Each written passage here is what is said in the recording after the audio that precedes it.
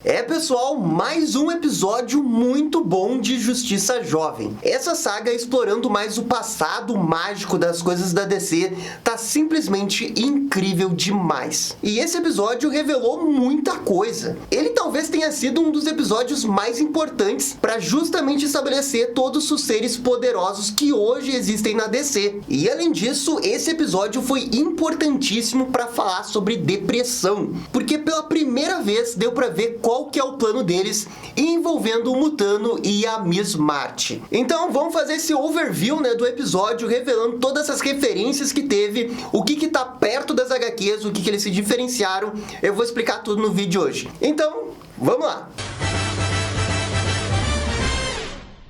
E pessoal, só antes de começar, já vai deixando o bate-like e o bate-comentário, porque isso ajuda demais aqui o canal.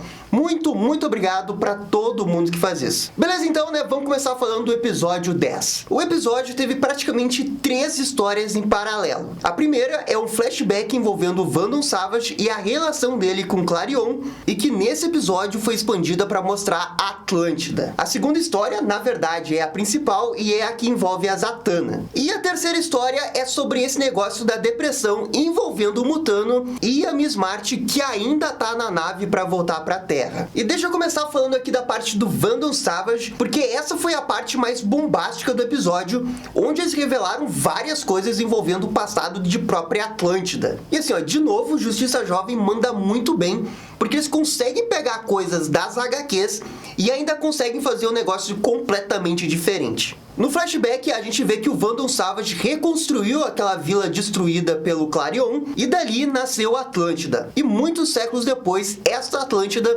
virou uma grande cidade. Para os padrões da época, com certeza essa era a cidade mais avançada tecnologicamente falando. E isso é uma coisa que tá nas HQs. Nos anos 80, antes de Crise nas Infinitas Terras, a gente teve essa HQ chamada Arion, o Lorde de Atlântida, que mostra todo o passado da cidade antes dela afundar no oceano. O Arion, com certeza, dentro da mitologia de Atlântida, é um dos personagens mais importantes. E o Justiça Jovem, ele tem total ciência disso, e eles colocam o Arion dentro da história, e dizem que ele é o neto do próprio Vandal Savage. E ele, por ser neto do Vandal Savage, ele acaba herdando um dos poderes mais importantes do Vandal Savage, que é a imortalidade. E até então, nenhum filho do Vandal Savage tinha tido esse poder. Só que aqui tem uma mudança muito importante dentro do lore das HQs pro lore da animação. Porque nas HQs, o Arion não é neto do Vandal Savage. Na verdade, ele é filho de 2 entidades quase que deuses dentro de Atlântida, que é o Calcúlia por parte de pai e a Magistra por parte de mãe. E isso é importante destacar porque nas HQs, a mãe dele tinha uma certa afinidade com magia. E não qualquer magia, magia do Lorde do Caos. Só que nas HQs, o Arion, ele é abençoado pelos poderes do Lorde da Ordem. Mais ou menos como eles mostraram aí na animação do Justiça Jovem. Só que na animação, eles falaram que os poderes vêm através de uma coroa. Enquanto que nas HQs não depende exatamente de um objeto. Então a grande diferença que tem na animação para as HQs é justamente esse envolvimento do Vandal Savage. Porque ali no flashback é revelado que o Vandal Savage decide sair de Atlântida por algum tempo, e quando ele volta, a Atlântida virou a Super Atlântida, com a tecnologia mais avançada do planeta. E tudo isso sob o comando do Arion, que era um rei muito respeitado entre os Atlânticos. E o mais importante é que o reino dele não era apenas a cidade, era o continente todo de Atlântida. E bem, quando o Vandal Savage retorna para Atlântida, além da super tecnologia, ele também percebe que dentro de Atlântida tem outros tipos de pessoas que não são meta-humanos, e que na verdade são Homo Magi, que na verdade dentro da DC Comics são seres que possuem habilidades mágicas. Em outras palavras, os feiticeiros. E isso é muito importante porque no episódio passado a gente descobriu que o Vandal Savage estava ligado diretamente à existência dos meta-humanos, desde os tempos primordiais. E agora a gente descobre que ele também está relacionado à origem dos Homo Magi. No vídeo passado eu falei que o Vandal Savage estava meio que sendo o apocalipse dos X-Men para esse universo do Young Justice. E cara, eu acho que é exatamente isso. Então assim, ele talvez seja o personagem mais importante da história da humanidade mesmo, porque ele conduziu toda a evolução humana e de outros seres, como os Homomagi e os Meta-humanos. Só que o Vandal Savage, ele tem aquele negócio que ele nunca fica satisfeito com o que ele tem. Muito embora o neto dele seja o governante de Atlântida, o continente mais poderoso da Terra naquele momento, ele não tá satisfeito com isso. E ele percebe, de um jeito meio maluco dele, que para conquistar todo mundo, ele vai ter que conquistar também as coisas debaixo da água. E daí o Vandal Savage, que é vilão, ele elabora um plano meio maluco dele para conquistar os oceanos. E esse plano envolve afundar a Atlântida para que aquelas pessoas que são Homomagi despertem uma habilidade secreta que eles podem ter, que é de respirar debaixo d'água. Só que tem um pequeno problema nesse plano dele. O Arion não quer fazer isso. E o Savage até pensa que o Arion possa pensar como ele. Mas a verdade é que o Arion não pensa como o Vandal Savage. E ele se recusa a destruir a Atlântida para afundar ela debaixo d'água, só para fazer meia dúzia de pessoas poderem respirar debaixo da água. E quando vocês pensam desse jeito, vocês percebem o quanto que é um plano idiota por parte do Vandal Savage. E é óbvio que o Vandal Savage não fica satisfeito com isso, mas ele tem um plano secreto, porque ele só precisava esperar mais um pouquinho para que o Clarion aparecesse na vila de Atlântida, exatamente como ele tinha combinado com ele há 1000 anos atrás. E daí, o que ele faz? Ele fala exatamente do plano dele pro Clarion para destruir a Atlântida. Então, quem vai afundar a Atlântida no universo do Young Justice é o próprio Clarion, usando seus poderes de Lorde do Caos. Só que ele não fica satisfeito apenas em afundar a cidade de Atlântida. Não, ele quer afundar todo o continente de Atlântida. E assim ele o faz e mata praticamente todo mundo que estava nesse reino de Atlântida, inclusive o Arion. E quando ele morre, a animação tem uma ideia muito genial, que é de fazer com que o Arion morra esmagado pela cabeça da estátua do pai dele. Cara, altas metáforas aí, né? Ser morto pelo ego do seu pai. Não dá pra ser mais claro do que isso. O Vandal Savage até que fica triste que o seu neto acaba morrendo. Só que acontece que ele tinha razão. Milhares de atlantianos acabam morrendo ali, mas alguns deles acabam desenvolvendo a habilidade para respirar debaixo d'água. Então o Savage, mesmo tendo ficado um pouco triste com isso, ele acaba ficando feliz porque o plano dele dá certo. E assim o Savage acaba propondo uma parceria com o Clarion para eles acabarem ficando juntos e fazendo essa super parceria milenar que eles têm. E assim, ó, essa origem de Atlântida, ela é completamente diferente do lore que a gente tem hoje. Porque o lore de hoje é aquele que a gente viu no filme do Aquaman.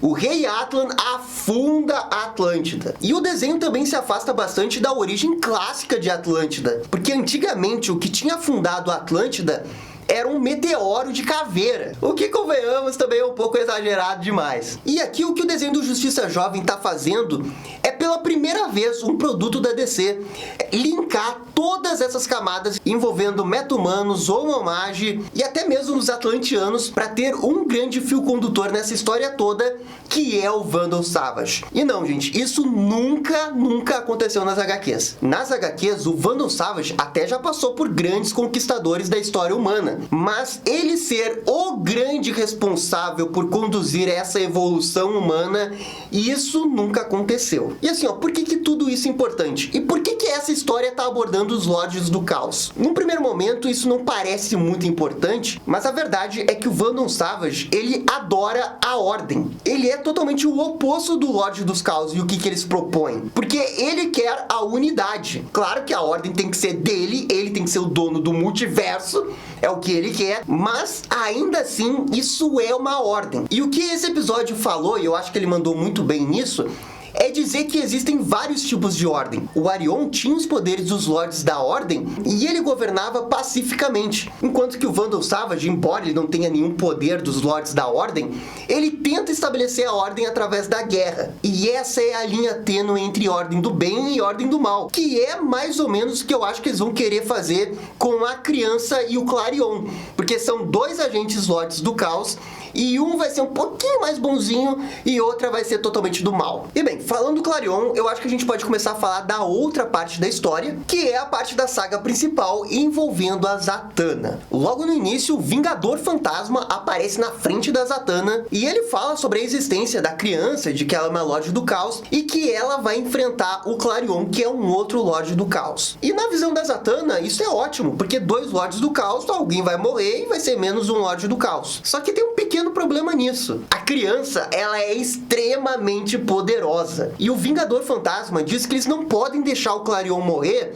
porque ele é um cara que vai ser muito importante no futuro. E aqui eu meio que acertei em cheio, porque eu falei no outro vídeo que o Clarion, ele não iria querer se aliar à criança, e que iria ter uma clara diferença entre um e outro. E o Vingador Fantasma, falando que a Zatanna não tá conseguindo enxergar direito o que é preciso fazer, ele simplesmente teletransporta a Zatanna até o local da batalha onde eles estão se enfrentando. E essa luta do Clarion contra a criança, ela é brutal, velho. Porque no episódio anterior, a gente viu o quanto que o Clarion é poderoso. Ele tinha humilhado a Zatanna com a maior facilidade. E aqui nesse episódio, ele não consegue encostar direito na criança.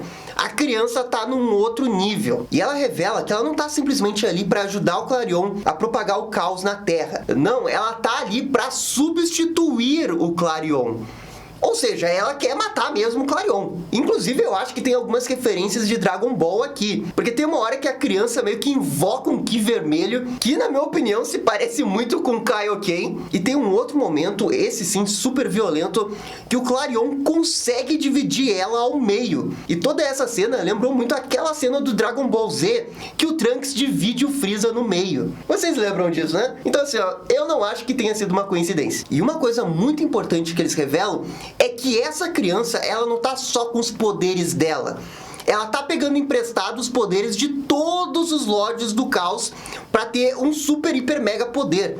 É quase como se fosse uma grande consciência coletiva do Lorde do Caos nessa criança. E nesse momento, a história corta para mostrar os estudantes da Zatanna e o Vingador Fantasma levando eles até a casa do Jason Blood, que, para quem não sabe, é o hospedeiro do Etrigan, o demônio. E o Vingador Fantasma, sendo todo enigmático do jeito que ele é, ele consegue convencer o Etrigan a ajudar eles nessa empreitada envolvendo o Clarion, porque eles precisam salvar ele, custe o que custar. E aqui teve um negócio muito interessante, porque quando o Etrigan aparece, ele percebe na Mary que ela tem um outro demônio dentro dela. E pô, daí eu fiquei pensando, será que eles vão querer fazer a Mary Marvel? Mas eu realmente não duvido que eles queiram meter um personagem do Shazam no meio da história, porque essa saga tá tendo alguns paralelos com aquele episódio da primeira temporada, o Misplaced, e o Shazam foi muito importante nesse episódio para ser a ponte dos dois mundos, do mundo dos adultos e o mundo das crianças. Então assim, ó, a Mary nesse momento talvez não seja a mais importante, mas ela pode vir a ser. Todos esses estudantes da Zatanna, eu acho que vão ter participações importantes. Enfim, com a ajuda do Etrigan, o Vingador Fantasma teletransporta todo mundo pra ilha e imediatamente o Etrigan vai lutar com a criança. E assim, ó, dentro do lore da DC, o Etrigan, ele é muito poderoso. E o que acontece aqui é que mesmo o Etrigan, ele não tem a menor chance contra a criança. Inclusive, a luta deixa muito claro que a criança tá se divertindo com eles. O Etrigan até tem um momento que ele pensa que derrotou ela, mas era tudo uma brincadeira dela. E a animação dessa luta é bem legal, porque eles são bem criativos no cenário. Eles fazem a criança levantar quase a ilha inteira e derrubar em cima do Clarion. Mas, de qualquer jeito, a distração que o Etrigan consegue fazer dá o tempo suficiente para o Clarion conseguir fugir. E como o Clarion fugiu, a criança também não tem nenhum motivo para ficar ali e ela também foge para tentar encontrar ele depois. É então que a Zatanna percebe que o nível da ameaça é gigante e que eles vão precisar de ajuda. E eu imagino que ela vai ir atrás do pai dela, que é o Senhor Destino, mas ela também vai pedir ajuda para os demais membros da Justiça Jovem e também da própria Liga da Justiça, porque a gente está falando de uma ameaça global.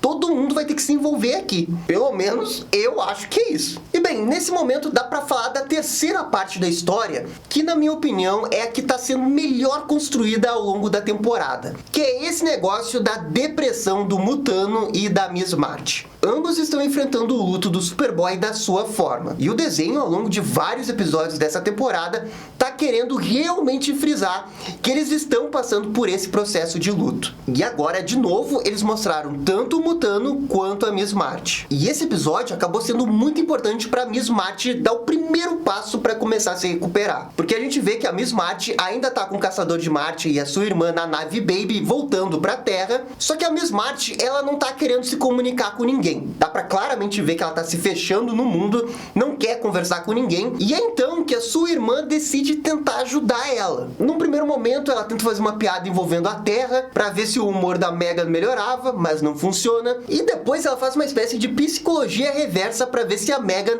ficava braba com ela, para ver se pelo menos ela demonstrava algum tipo de emoção para alguém, mesmo que fosse de raiva. E cara, eu achei essa sequência muito boa porque foi muito inteligente, mas o melhor de tudo é a reação da Miss Marty. Ela começa a rir, mas no minuto seguinte ela já tá chorando de novo, porque mostra que as coisas não são tão fáceis assim, né? O luto é uma coisa que fica vagando na sua cabeça e qualquer pensamento desvio, você tá ali naquele buraco de novo pensando naquilo. E eu acho que eles estão mandando muito bem na trajetória dessa evolução do luto da Miss Marty, porque agora ela chorou, mas abraçando alguém, dividindo essa dor com alguém. E isso é muito importante para ela poder superar o luto. E é aí que eles estão fazendo um paralelo com o Mutano.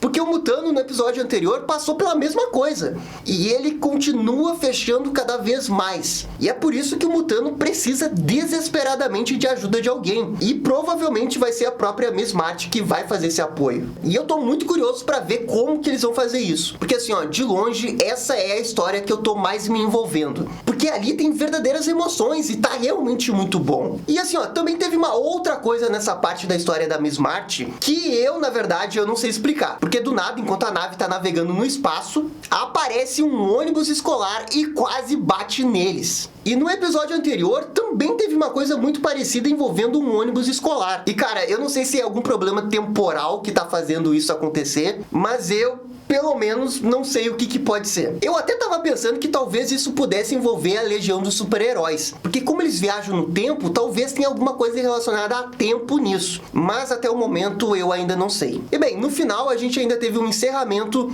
do Vandal Savage conversando com o Senhor Destino. E a conversa entre os dois já deixou bem claro que o Vandal Savage vai se aliar ao Senhor Destino, porque meio que os dois têm os mesmos objetivos, que é manter a ordem na Terra. Esse negócio dos Lords do Caos é horrível pros dois. Mas aqui teve um outro foreshadowing do que pode acontecer, porque eles falam que o corpo do hospedeiro do Senhor Destino, ele já é um corpo velho, e que ele já não tá mais no ápice das suas aptidões físicas. E assim, ó, vale a pena lembrar que o atual hospedeiro é o Zatara, e ele assumiu o manto do Senhor Destino justamente nesse episódio do Misplaced que eu citei antes. Então o roteiro nesse momento já tá mexendo as engrenagens para fazer ou o Khalid virar Senhor Destino, ou mesmo ser a própria Zatanna. Eu acho que vai ser o Khalid, porque de fato isso já aconteceu nas HQs. Mas a Zatanna já foi hospedeiro do Senhor Destino nesse universo do Justiça Jovem. Então, meio que pode acontecer as duas coisas. Assim, eu achei esse episódio bom, um pouquinho inferior ao episódio 9. O episódio 9 realmente foi muito chocante, mas essa saga realmente tá muito interessante, com eles explorando esse negócio mágico da DC, pegando referências ocultas lá da década de 80, da década de 90, da década de 70, e fazendo seus próprios twists em cima deles. A criança, por exemplo, nesse episódio, não foi nada do que eu tava pensando. Ela representar todos os Lords do Caos para substituir o Clarion é um negócio que nunca aconteceu nas HQs.